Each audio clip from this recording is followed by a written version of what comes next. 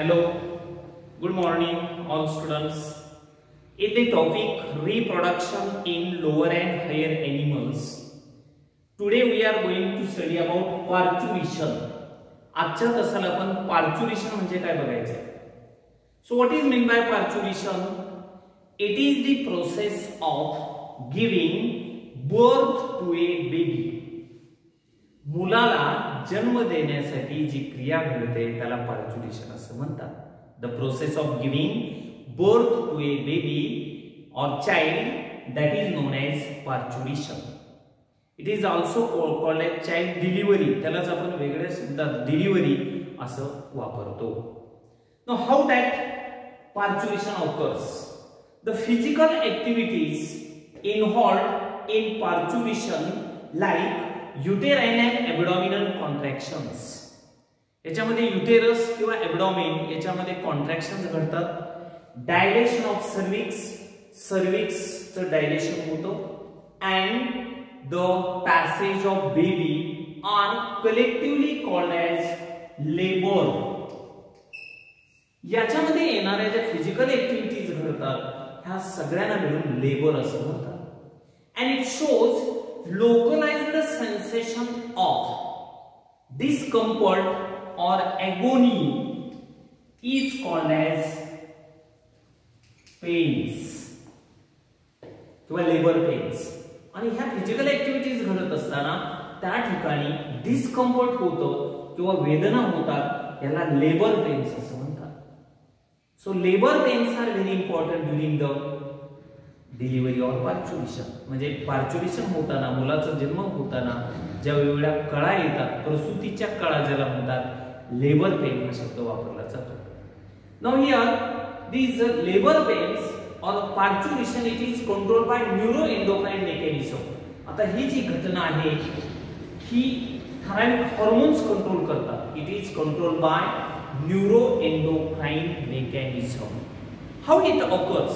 आता इथे बघा, फुल्ली डेव्हलप्ड फिटस, गर्भाशयामध्ये पूर्ण वाढ झालेला गर्भ, इट गिव्स सिग्नल्स.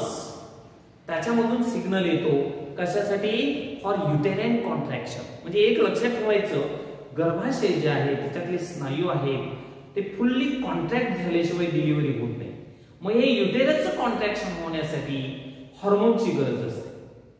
जेव्हा पूर्ण वाढीचा गर्भ असतो, it gives signals for uterine contractions by secreting adrenocorticotropic hormone ACTH from pituitary gland and corticosteroids from adrenal gland. बघा कळते का? ऍड्रिनोकॉर्टिकोट्रॉपिक हार्मोन हे एक हार्मोन सिक्रेट होतं आणि कॉर्टिकोस्टेरॉइड एड्रेनल ग्लँड पासून सुरुवात होतं and this triggers release of hormone oxytocin. आता बघा, आणि त्याच्यामुळे जी आई आहे तिच्या पिट्युटरी ग्रंथीमधून ऑक्सिटोसिन हार्मोन सिक्रेट होतं. So this oxytocin is very important in parturition. ह्या पार्च्युरेशन मध्ये ऑक्सिटोसिन हार्मोन अत्यंत महत्वाचा आहे. Because it acts on the muscles of uterus. जे गर्भाशयाचे स्नायू आहेत त्याच्यावरती ते ऍक्ट करतं and it causes vigorous contractions.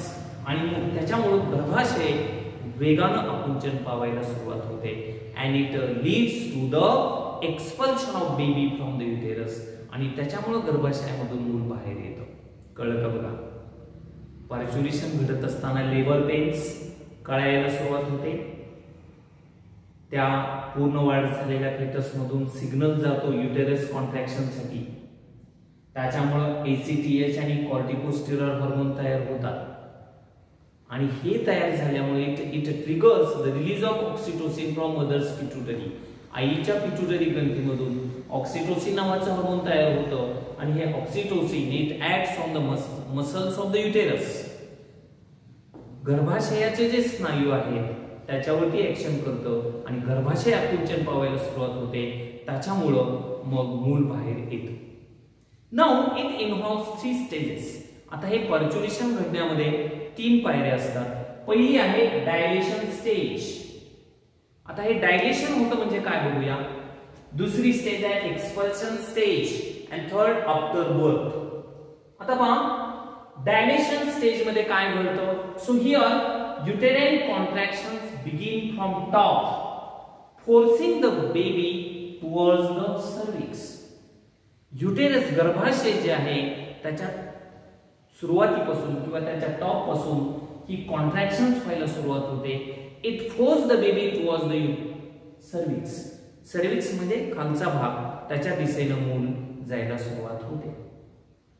Here oxytocin induced uterine contractions. Oxytocin मुळे युटेराइन कॉन्ट्रॅक्शन निर्माण होतात. This become stronger and stronger. कळतंय ना, ही महत्त्वाची घटना आहे. युटेरस गर्भाशय आकुंचन पावणे ह्याचे युटेराइन कॉन्ट्रॅक्शन्स वेगाने घडायला सुरुवात होते. Then as the baby is pushed down in the uterus, its head lies to against cervix. मूल जे आहे त्याचं डोकं सर्विक्सच्या दिशेने येतं and cervix get dilated. ते जे सर्विक्स आहे ते सुद्धा विस्तार होतं किंवा मोठं होतं. व्हजाइना इज ऑल्सो डायलेटेड. व्हजाइनाचा आकार सुद्धा मोठा होतो. Now this stage lasts for few hours. काही तास ही प्रक्रिया चालते. डायलेशन स्टेज साधारण 4 ते 5 तास घडू शकते. It aims in rupturing the amniotic membrane of foetus. Foetus भोवती एम्नियोटिक मेम्ब्रेन असतं ते फुगतं. इथं डायलेशन स्टेज संपते. कळलंय का. युटेरस जे आहे त्याच्यामध्ये आकुंचनाची प्रक्रिया सुरू होते.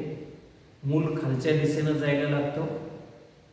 काही तास ही प्रक्रिया चालत असते. व्हजाइना किंवा सर्विक्सचं डायलेशन होतं म्हणजे विस्तार होतो, मोठे होतात. हे महत्त्वाचं आहे, याच्यामध्ये लक्षात घ्यायचं आहे. आणि मग एम्नियोटिक मेम्ब्रेन त्याच्या भोवती असणारं रप्चर होतं. ओके. आता पुढे काय होतं बघा. एक्सपल्शन स्टेज म्हणजे बाहेर येणे, मूल बाहेर येणे, त्याला एक्सपल्शन स्टेज असं म्हणतात. So here uterine and abdominal contractions become stronger and stronger. आता युटेराइन कॉन्ट्रॅक्शन्स, युटेरस आकुंचन पावण्याची क्रिया वेगाने घडायला लागते. Foetus passes out through the cervix and vagina with head in forward direction. आकुंचनाची प्रक्रिया वेगाने व्हायला लागते आणि मग हे मूल व्हजाइना मधून किंवा सर्विक्स मधून बाहेर यायला लागतं. The foetus passes out through the cervix and vagina with head in forward direction. म्हणजे अगोदर मुलाचं डोकं बाहेर येतं आणि नंतर बाकीचे भाग. अशा प्रकारे सर्विक्स मधून आणि व्हजाइना मधून हे मूल बाहेर येतो. म्हणून ह्याला एक्सपल्शन स्टेज म्हणतात. आता ह्याचा कालावधी टेक्स 20 to 60 मिनिट्स. ही प्रक्रिया 20 ते 60 मिनिटं एवढा वेळ घडू शकते. आणखी काय होतं याच्यामध्ये. Umbilical cord is tied and cut off close to the baby's naval.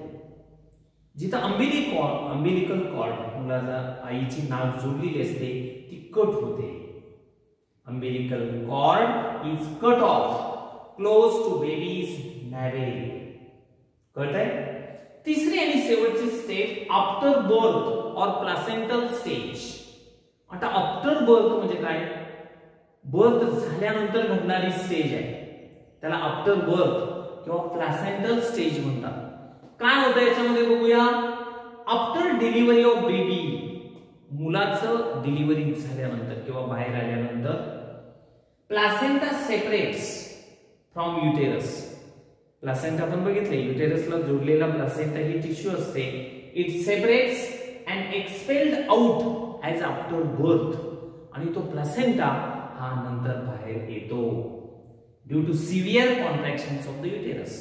मूल बाहेर आल्यानंतर थोड्या वेळाने काय होतं, त्याच्यातला प्लासेंटा गर्भाशयापासून वेगळा होतो आणि तो बाहेर येतो. याला आफ्टर बर्थ असं म्हणतात किंवा प्लासेंटल स्टेज. प्लासेंटा बाहेर येतो.